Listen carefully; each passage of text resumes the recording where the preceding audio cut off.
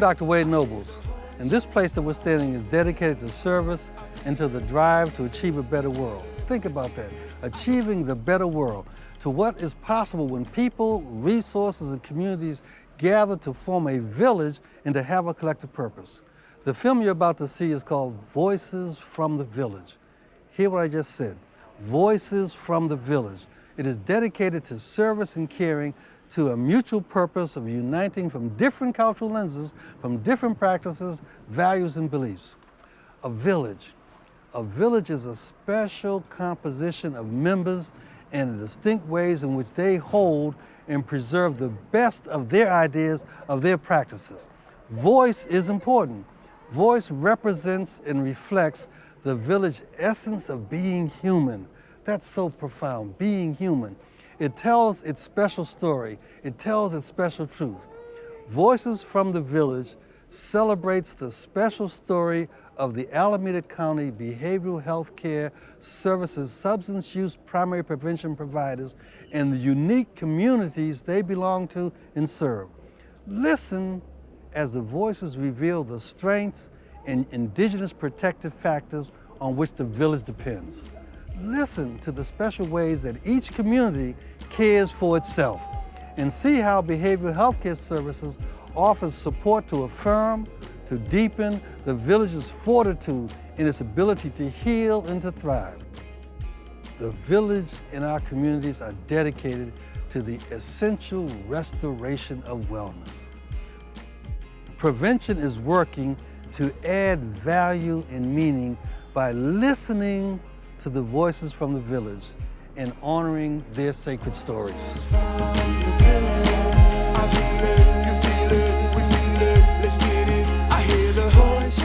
All of our programs, I think the cultural aspect that we have in the cultural intervention piece is what kind of sets us apart from a lot of the different youth organizations, that everything that we do is in some way culturally competent, and making sure that we are inclusive of all the different tribes that we have that are here in our community and in the Bay Area.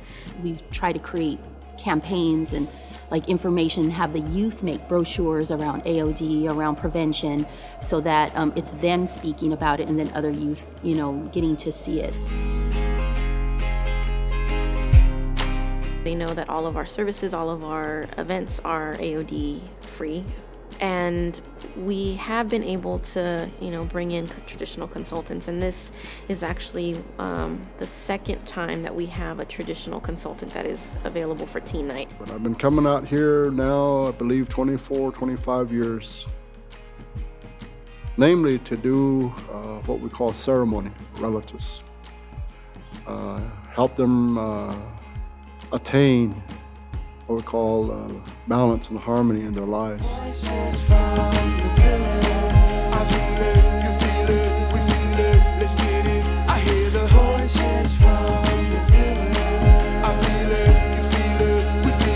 We started with funding from the Alameda County Behavioral Health Care Services, and that got the ball rolling with providing alcohol and drug education to seniors. And we tied it into other areas of wellness, so including things like nutrition with a registered dietitian, working with medication safety and learning the different local resources of how we can include more of that as a way to provide education to our seniors. It not only takes the programs and learning about nutrition, fitness, it takes doing it with other people and feeling connected to the other people again and the other clients again. The volunteers, they come up and help me do anything that I want. If I say, oh, I need somebody to wash my windows, they'll send a group from the Rotary Club comes. I couldn't do any of it without the community, because I work with the churches. I ask them if I can have somebody take somebody to the grocery store. They'll help me. I also work with the Rotaries, like Florence was saying. They can clean windows, they flip mattresses. We do cleaning of refrigerators.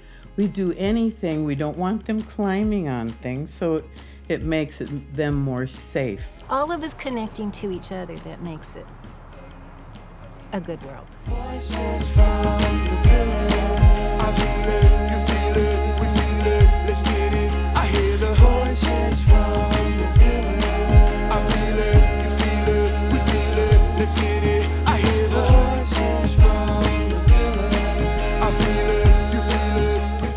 have a wonderful, large vast of volunteers that provide shelter dinners. What's really important to this program is a sense of community and us sticking together and us supporting each other.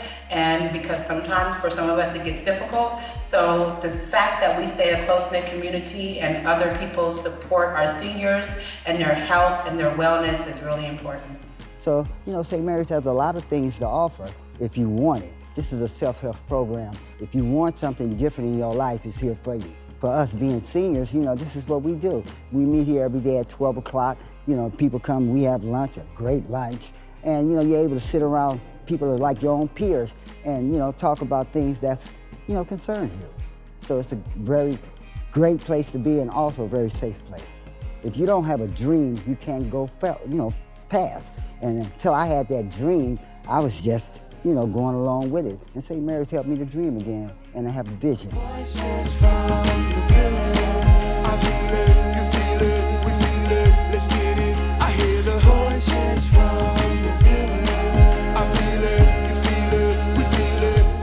We offer services in Oakland, Emeryville, and Berkeley, operating in 9 schools. By nature, we are an alcohol and other drug service provider. New Bridge Foundation, which has been around for a long time, since 1968. And the adolescent program was born more than 20 years ago. Some of the things that we'll be doing in our mentoring program, teaching them about how to build healthy relationships. Finance, how do you open a bank account? If you want to go on and further your education, what does that mean to now show up at the college and fill out a college application? How do you manage your anger? How do you manage your frustration? Those things that will help them become self-sustaining and further themselves in life. That's what we're going to do in our mentoring program. Part of my approach in my mentoring program, and I use this all the time, man didn't go to the moon because he didn't see it. He saw it and then he aspired for that. So our kids need to see something to aspire for. And if you don't see a black male in your community, in your house, at school, as a black young male, what are you aspiring for? Let's not stand on the sideline and watch. Let's jump in and impact what our kids are missing or us. Drugs and alcohol in my community, it's a strong impact on them because my friends that do drugs or alcohol, they're like not as focused and not there. They seem like zombies just walking around. And it's like they're not living, they're just existing. They chose me for this program because of my leadership skills. I'm on different committees and the school board, and so they definitely look to me to help.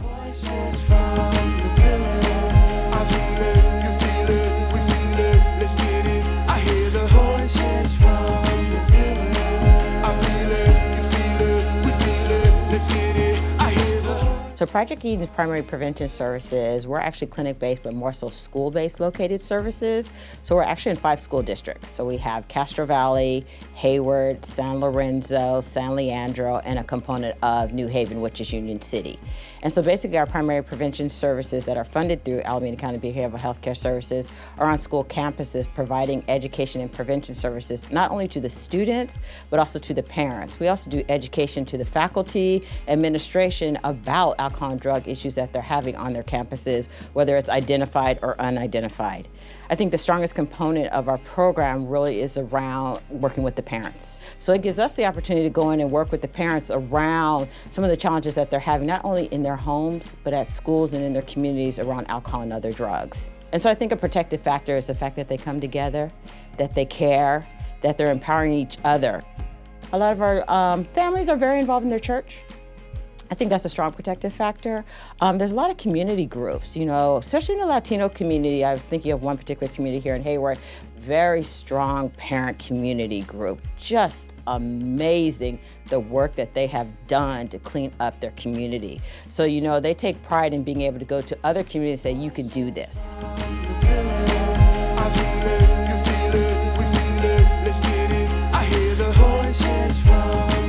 Filipino Advocates for Justice is a 42-year-old multi-service organization. We're based out of Oakland. We do a few things. Obviously, we do youth services, we do low-wage worker support, we do immigration advocacy and counseling, and we do civic engagement. The thing about drug and alcohol and mental health and other issues, teen pregnancy, is that a lot of Filipinos can be reluctant to get help or even receive services having to do with any of those issues, okay? And so Filipino Advocates for Justice actually fills a very specific need in giving Filipino and other youth and families, a safe space to talk about drugs and alcohol. We're able to tap into some very positive Filipino cultural traits that actually help youth and families build resilience against drug and alcohol. One of them being a sense of community. To whatever degree you feel supported, to whatever degree you feel that other people are facing the same problems, you can find a place to get support. You'll be able to better handle your own problems and not have to turn to drugs and alcohol in the first place. This organization guides students to be able to understand to love yourself and to keep pushing to be a better version of yourself. And if you're a better version of yourself, then you can be a better support to people in your community. At PYC, it's youth-led, so youth teaches the youth because it's a different experience to be taught by your peers than to be taught by an adult. A lot of my peers, I do see them on a daily basis and I do see them smiling. So that's, just off of that alone, I can tell that I have done something and FAJ has done something to change their life in a more positive way. To Filipino Advocates for Justice, thank you for changing my life in honestly the best way that you possibly could. My family has taught me how to be great, but Filipino Advocates taught me how to use that greatness to help others. Let's get it. I hear the voices from the village.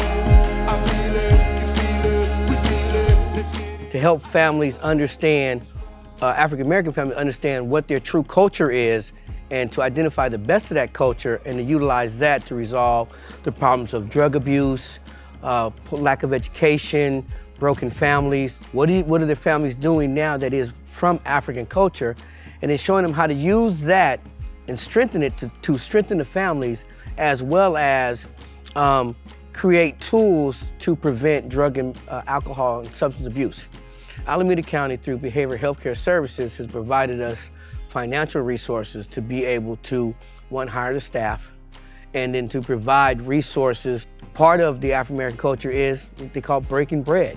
And so to sit down and be able to have a talk around a table, around food, makes people feel a little more comfortable. And just the support and acknowledgement that our program is successful has been very helpful, where you could see signs and symbols of African culture in the neighborhood. You could see signs of neighbors working together to handle tasks. You could see signs of the youth connected to the elders. That is what I would say is a healthy community. Also, the class have helped me, be a better father to my son. So when I'm with him, I tend to not be on my phone so much. I make sure that I play with him, go outside, just doing a whole lot of things. My experience in the program helped me to develop a relationship with myself first. And it also gave me a relationship with other kids around me. And it helped me to be more respectful and to get respect. It also gave me more hope and dreams that I can have, and I thought I had lost it out there in the streets.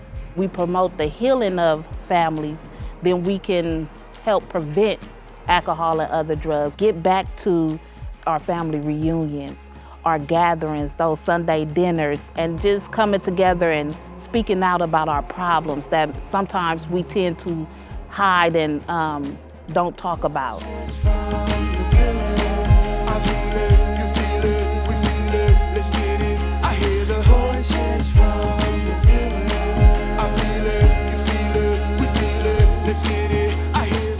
EM BMQ is an agency. We provide services to youth and families in Alameda County with behavioral health care services and alcohol and drug prevention. So in the schools right now, I'm actually at schools here in the Tri-City area. We provide classroom presentations, parent presentations about drug and alcohol prevention, individual counseling, and group counseling. So some of the protective factors that the community already has, they do have a lot of youth outreach programs. I know that a lot of my young people, they attend the boxing. There's a boxing scene here where the kids are able to go there, and the community is right down the street from the school. It's very, culturally, they're very intact here. There's different, it's very diverse. I will say the school climate is very diverse, and there's a lot of different groups that the kids come in that are already connected to, whether sports, whether it's ballet folklorico, or whatever it may be. My best friend, he was in the program. He used to go every day after school. I'm like, yo, what's this about? He was like, we was just talking about peer pressure and drug abuse, and I'm like, oh, that's not. I don't want to tackle that situation. I don't want to hear nothing like that. But then I was like, let me just give it a try. And I got into the program. I met a wonderful lady named Miss Ashley. She talked about it. I wasn't too comfortable with it because, like I said, I didn't want to tackle that situation because I grew up with stuff like that. I knew some people and stuff like that. And so just opening up to things like that, it just like, I felt comfortable just every week going there and just talking about it more. And then after that, I'm just like, you know what? I got another thing to say about this. It just opened a lot of doors for me, I felt, in a way. When my parents were deported, I've always had this goal, like, okay, well, they came here to better their life and to give their kids a better life. So I was like, I have to keep that in mind. I have to keep in mind that my mom and dad sacrificed so much for me, and I have to make something of it.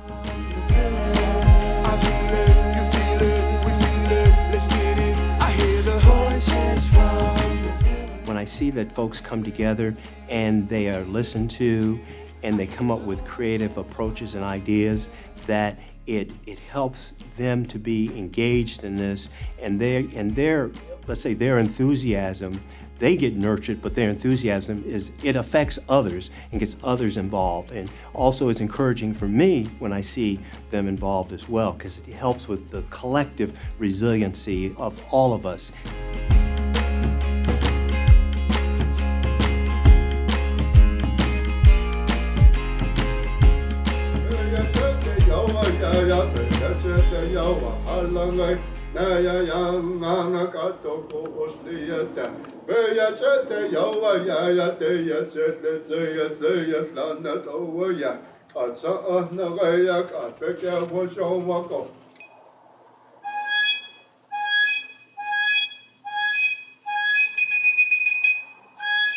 The voices of the village in our community are dedicated to the restoration of wellness. Think about that, the restoration of wellness.